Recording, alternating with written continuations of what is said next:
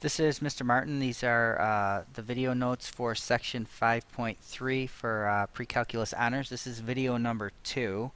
If you haven't watched video number 1 for some reason, you might want to go back and do that. And we are going to continue on with example number 3. So again, you want to isolate the variables the same way you would if you were solving this with a regular algebra equation. So the first thing that I'm going to do is I'm going to move these over to the other side. So I've got cotangent x cosine squared x minus 2 cotangent x is equal to 0. And then we'll use the same techniques that we do in algebra. So now I can see that I have these two terms here and they both have a cotangent x in them. So I'm going to factor that out. So I get cotangent x times, and then in my first term I'm left with cosine squared x, and in my second term I'm left with 2 is equal to 0. Then we're going to use another property from algebra, the zero product property. So I have these two things multiplied together and it equals 0. And the only way to get that is if one or the other is 0. So I basically get two equations for the price of one problem. So I've got cotangent x is equal to 0. So I'm going to look at my unit circle here. And in order for the cotangent to be 0, I know that the x has to be 0 and the y has to be 1 or negative 1. So that's going to be up at the top at pi over 2 or down at the bottom at negative pi over 2. Okay, and it doesn't specify an interval that we want to solve it for, so we want to do all the solutions. But what I want to draw your attention to is the fact that from here, from pi over 2 down to here, actually I'm going to change this to 3 pi over 2 because that's the one I want to use, 3 pi over 2. Sorry about that. So this is pi, these are pi apart, and then when I come back here these are also pi apart. So we can see that my solutions are equally spaced. They're half a period apart from each other. So when I'm writing my solutions, I don't need separate ones for pi over 2 and 3 pi over 2. I can use the same equation. So x is going to be pi over 2 plus, and then if I go pi, I'll end up at the bottom. And then if I multiply by some integer, I can bounce back and forth between the top and the bottom. So here's the first part. And then I need to solve my other part of this. So either cotangent x is equal to 0 or cosine squared x minus 2 is equal to 0. So cosine squared x is equal to 2, which means that the cosine of x is equal to positive or negative square root 2. Very common mistake here when you take a square root is to forget the plus or minus. Don't forget that because you'll be missing half of the answers. So from this, what I want to do is I want to find the angles where the cosine, the x coordinate, is positive or negative root 2. And since root 2 is more than 1, we know that for this part there will be no solutions. Okay, so this is one of those examples where our value of c was greater than 1 or less than negative 1. Alright, moving on to the next one. So here we have an angle that's twice as big as normal, so we're going to solve it the same way, and then we'll take care of that 2 theta at the very end. And again, make sure you pay attention if there's a restricted domain that we want to find the answers over. So we've got our circle, and we have some angle in here where the sine is a half.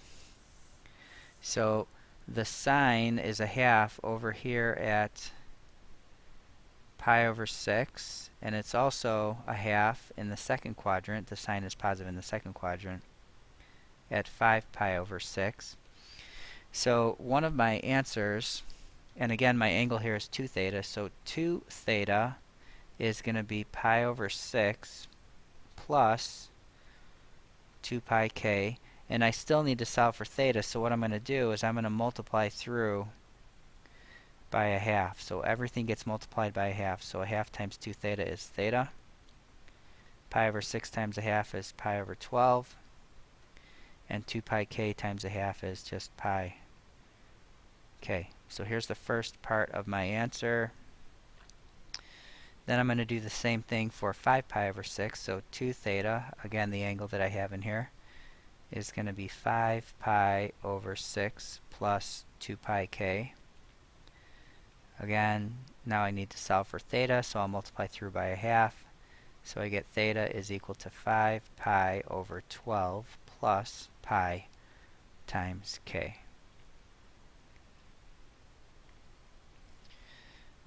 So be careful when you have a coefficient of your angle there. Again, you just take care of it at the end, treat it the same way, and just divide it out at the end. Alright, so now we're going to use our calculator to solve a couple. And we just want the answers from 0 to 2 pi.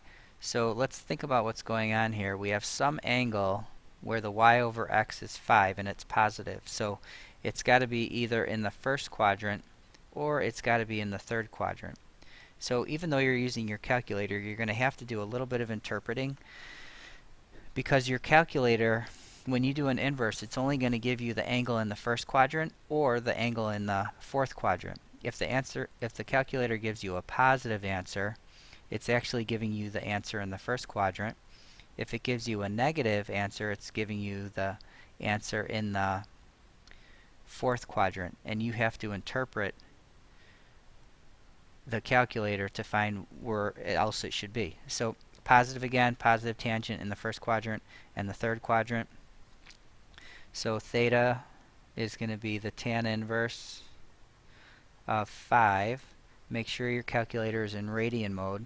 And this gives us 1.37, and that's in radians. Remember, a radian is about 57 degrees. So this is 1.37 radians, which is just about 1.4 radians. So, you know, we're somewhere around 85-ish degrees, just to give you a little estimate. So I know that I'm going to be somewhere over here. Here's my theta, but I also need the angle that's going to be over there. So if I know this is 1.37, I know this one is going to be 180 from that. So the additional solution in quadrant 3, it's going to be theta equals 1.37 plus pi, and I don't have that here right now, but you can figure out what value that is and fill it in.